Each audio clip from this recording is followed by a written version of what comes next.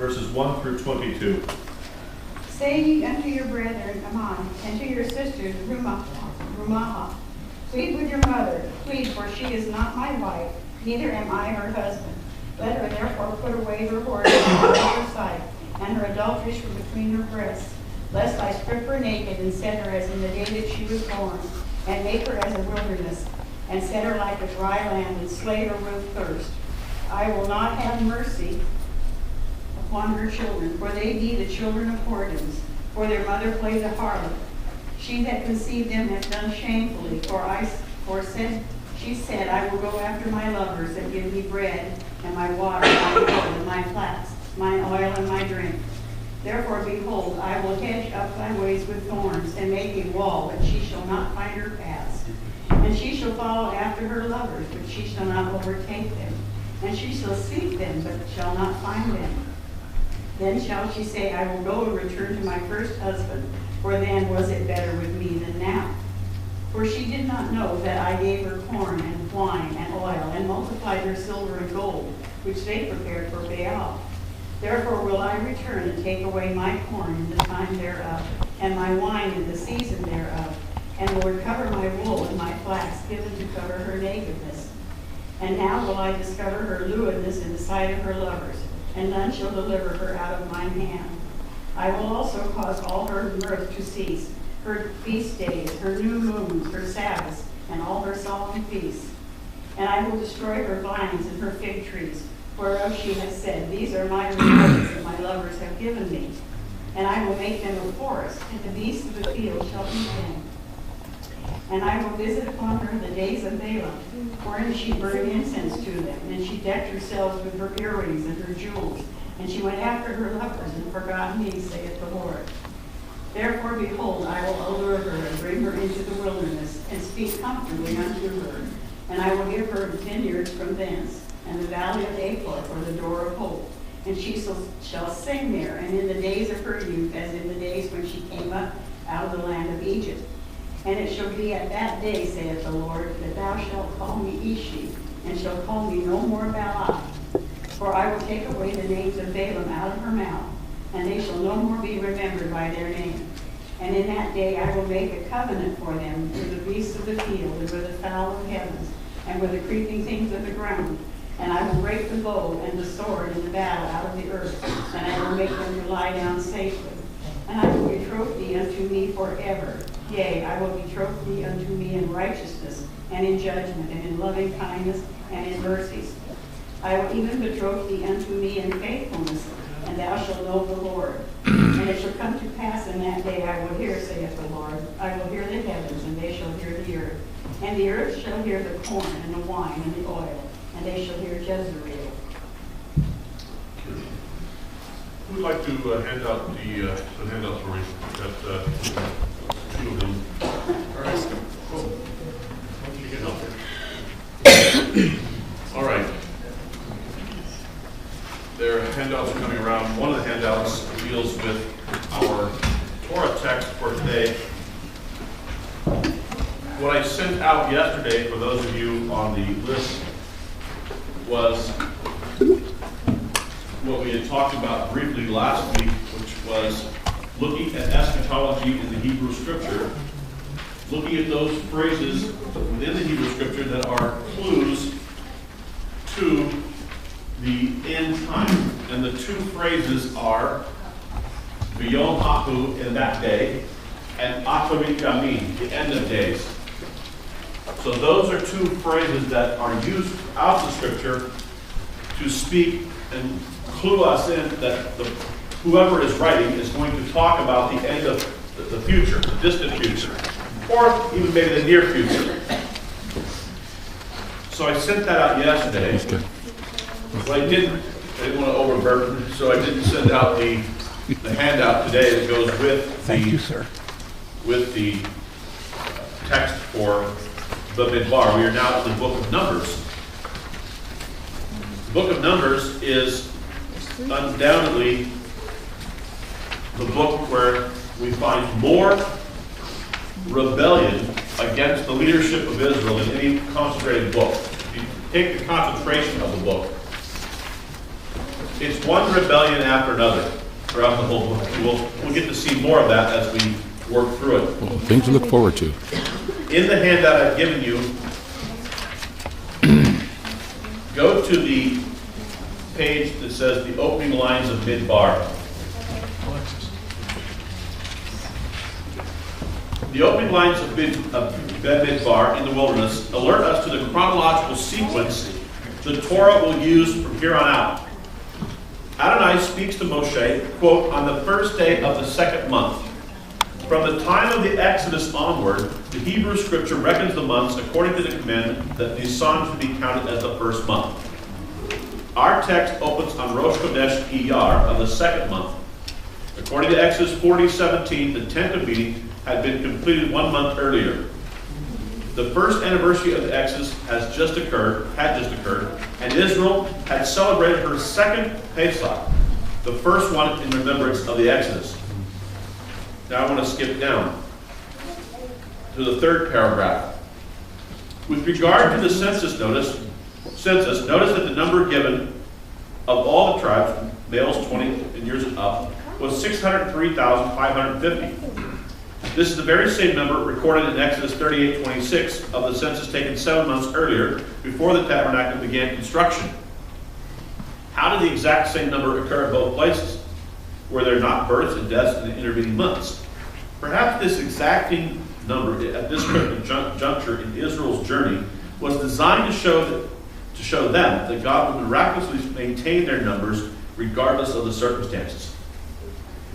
Notice that the 12 tribes are positioned 3 each on the 4 sides of the tabernacle. On the east side we have Judah, Issachar, Zebulun. On the south, Reuben, Shimon, and Gad. On the west, Ephraim, Manasseh, and Benjamin. On the north, Dan, Asher, and Naphtali.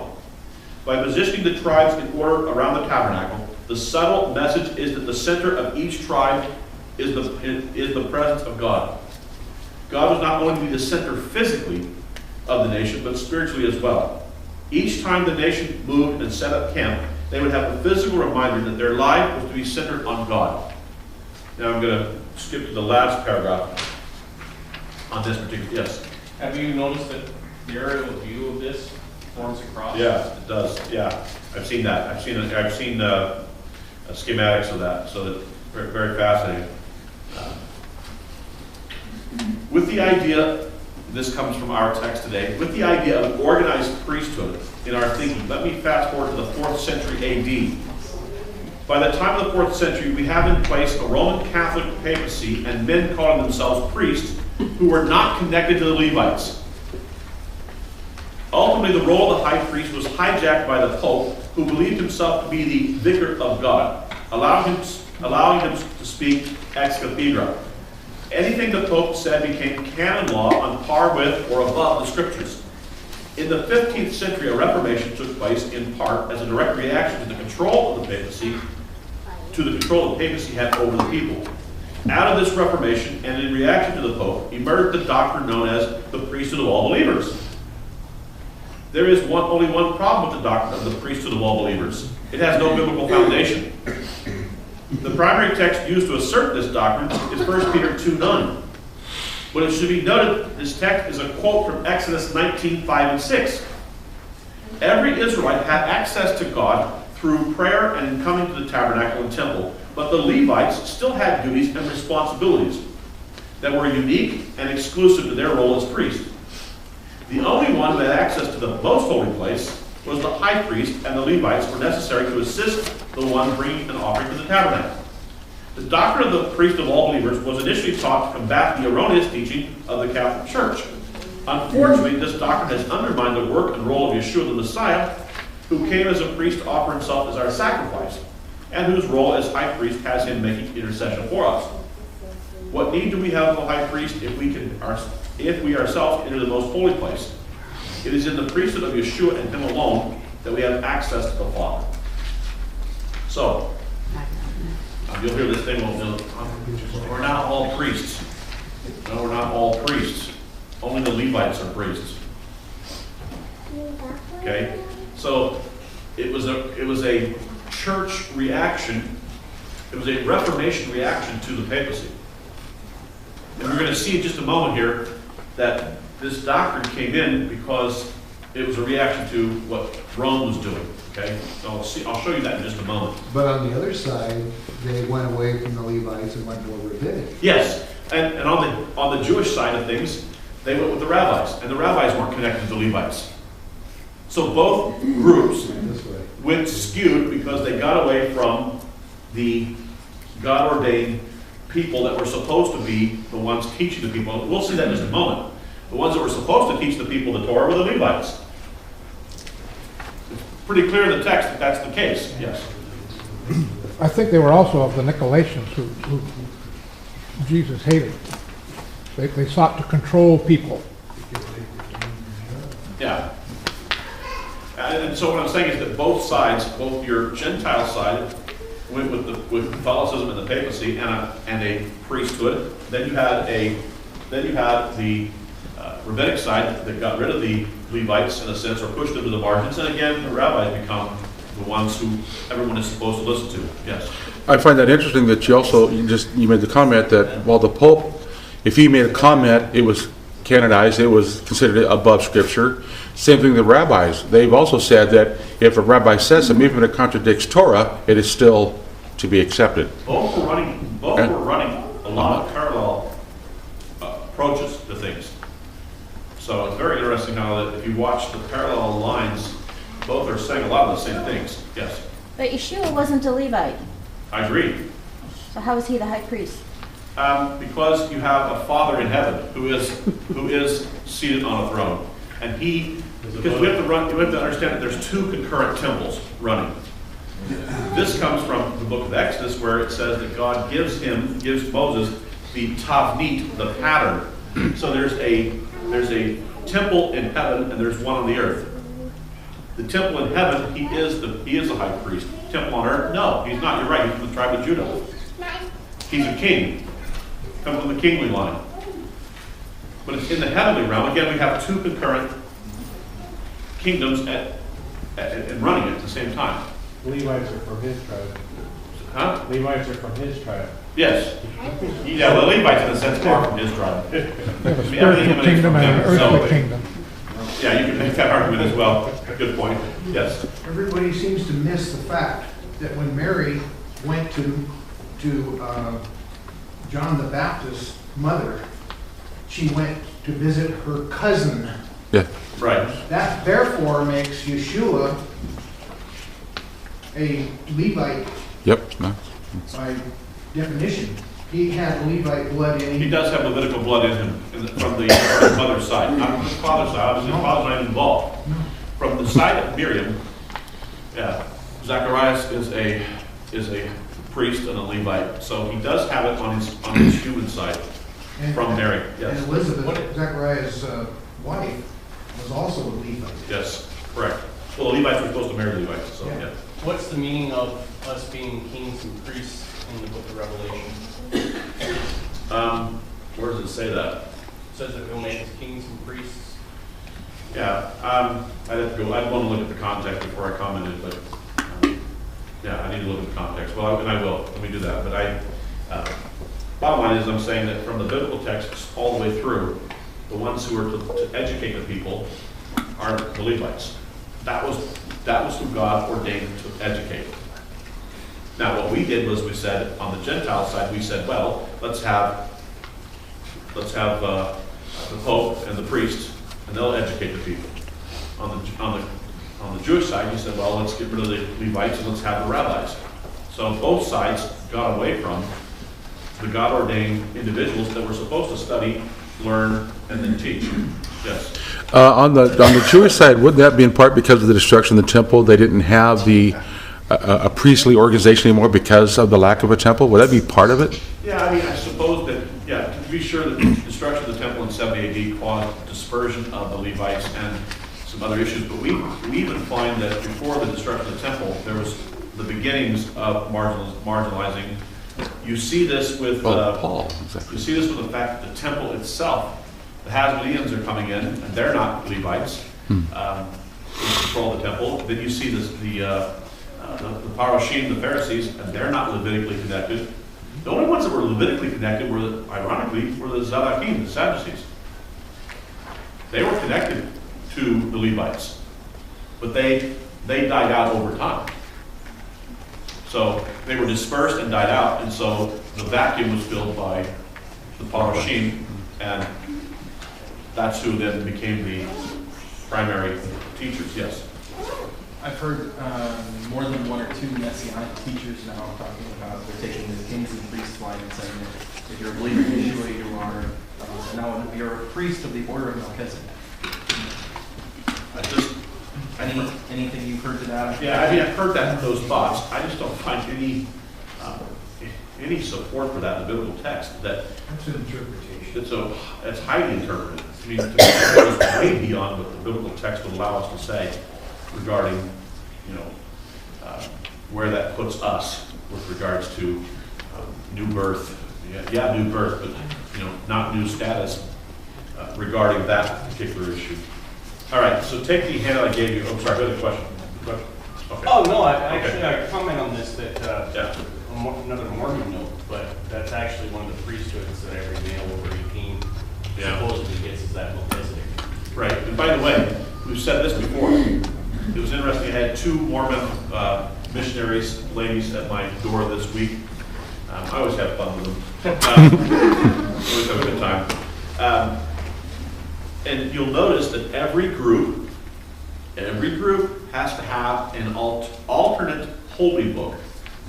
You're required to if you're going to push some of the doctrines. It doesn't work otherwise. You run into problems if you can go back to the biblical text and just say, here's what God said. So here's what you have to have. Canon law, if you're in Catholicism. You have all the commentaries from the Protestant Reformation, Luther, Calvin, and the others. Take Mormons, Book of Mormon. Pearl of Great Price. Huh? Pearl of Great Pearl of Price. Great Price. Doctrine and Covenant. Yeah, I mean, a lot of, if you're Adventist, you go Ellen White. Doctrines of Ellen White. Watchtower. You have to have alternate books because you realize if you study the text, you're going to run into some problems. And so you need an alternate text that kind of gives you an end run. Everyone has to do this. Everybody has to do this. And the alternate text supersedes. Many Yes. times, they will not usually come out and say that. Yeah. And what did Judaism do? Mishnah Talmud. Alternate text that becomes, ironically, oral text that becomes written. All right, so take the handout I gave you called the Apostolic Scriptures and the Hebrew Scriptures. I just want to remind you of this. Here's the quote from Walter Kaiser that I think you got to keep in mind. I mentioned this last week. He said this: I read the New Testament once. I liked it. It reminds me of the Old Testament. He was being tongue in cheek, okay?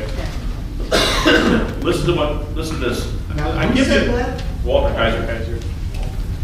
Who's that? He's was professor of Old Testament at Trinity Evangelical Divinity School for a long time, and then was also the president of Gordon Conwell Seminary. Went to Brandeis University. Did his PhD at Brandeis. A lot of evangelicals did their PhDs at Brandeis, which is a totally Jewish school. I mean, it's not your run-of-the-mill. It's very orthodox, yeah, very orthodox school. It was because of Judge Louis Brandeis.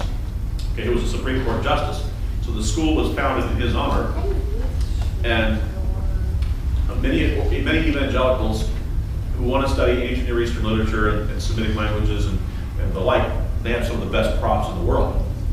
So you go to Brandeis and so they get flavored, the Orthodox flavoring of things. So quite interesting. All right, I'm going to read through this just real quick, but I give this to you for your benefit, so you'll have this to look through, and then also to think in terms of helping others work through these issues. We go to the second paragraph. In Matthew chapter 4, Yeshua is tempted by the adversary while going without food and water for 40 days, a la Moshe twice. With each temptation, Yeshua responds by quoting the Hebrew scripture as part of his defense.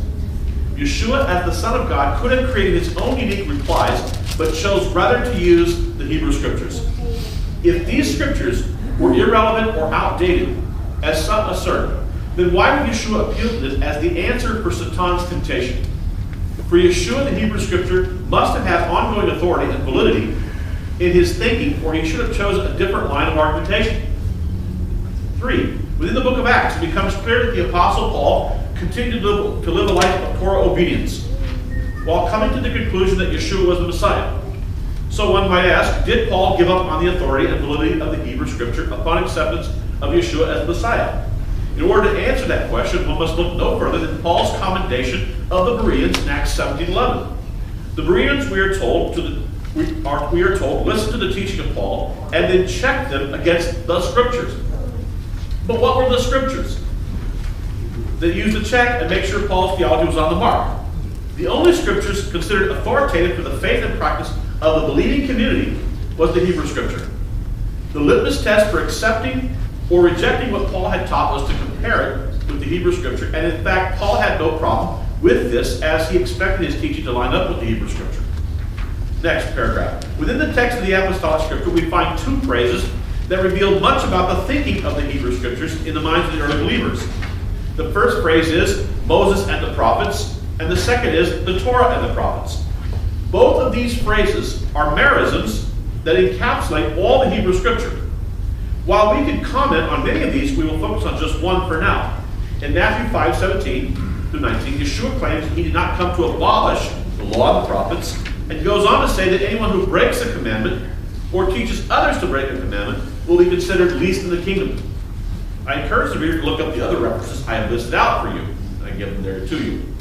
In 2 Timothy 3:16, the Apostle Paul writes, all Scripture is given by inspiration of God and is profitable for teaching, rebuking, correcting, and training in righteousness. When Paul penned this text, we must remember that the only Scripture historically available was the Hebrew Scriptures, as Paul's audience did not have pocket New Testaments.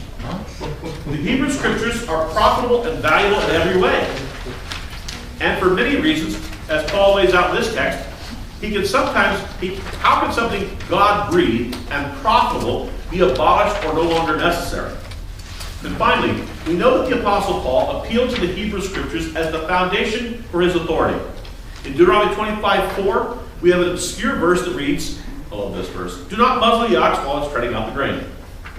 The Torah has many things to say about the human treatment of animals, but on two occasions, 1 Corinthians 9:9, 1 Timothy 5:18, the Apostle Paul used this text to state that those who labor in the Scriptures should be financially maintained.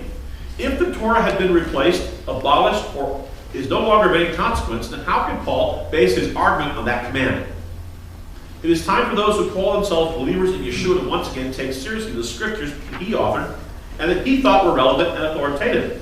If we ignore the Hebrew Scriptures, we are spiritually diminished and have failed to inhale the full counsel of our God. Let us drink deeply from the wells of these texts that sustain the early believers in Yeshua and that will sustain us today if we humbly submit to them. So I give this to you so that you have this to look at and say, okay, look, here's what we have. If these texts are going away, then what do we have going on here? I think it's important for us to think that way. Now, any questions about that? Yes? No? Thank you for What? this information, because it's a good Well, argument. it's just a good summary to give to people and say, hey, consider this. Look at this and give consideration to these arguments. If it's been done away with. Okay? So, now, go with me to, here's a text for you. Go with me to Micah.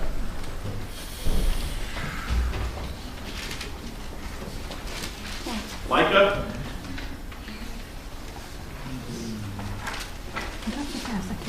And for the next few minutes, I want to just focus on this book for just introducing it to us. One of the things I think that we have been negligent in with regards to the Messianic community at large is that we have not focused on the prophets. We have not given them a great deal of inspection and consideration, and I think we need to do more to discuss them. I want to say a couple things about prophets, though, in general, and then we'll start looking at Micah in specific. And by the way, I will everything I'm going to talk about now, I will give you notes later on, so you'll have for yourself.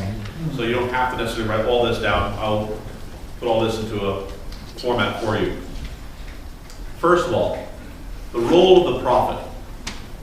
The role of the prophet is three things. First, to encourage the people to return to Torah obedience. Most people read the prophets and think that it's to forecast the future. The primary role of the prophet is to encourage the people to return to the Torah, based on Deuteronomy 30, 31, 32, and 33, and Leviticus 26. Here's what's coming if you're not obedient. That's number two. To remind the people of judgment to come for continued disobedience. Encourage the people to return to Torah obedience with the understanding that if you don't return, there is judgment coming. Okay? That's their primary role.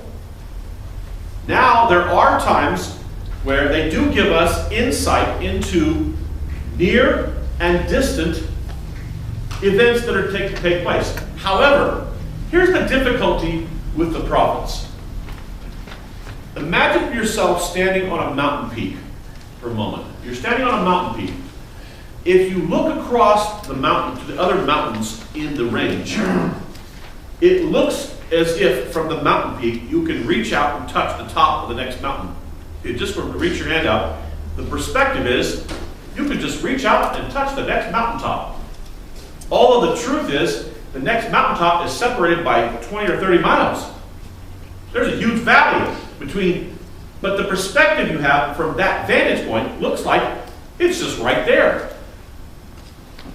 And oftentimes in the prophets, they will give us prophecy, and it looks like the prophecy is going to be just coming to pass right then, or in the next few months or weeks or years.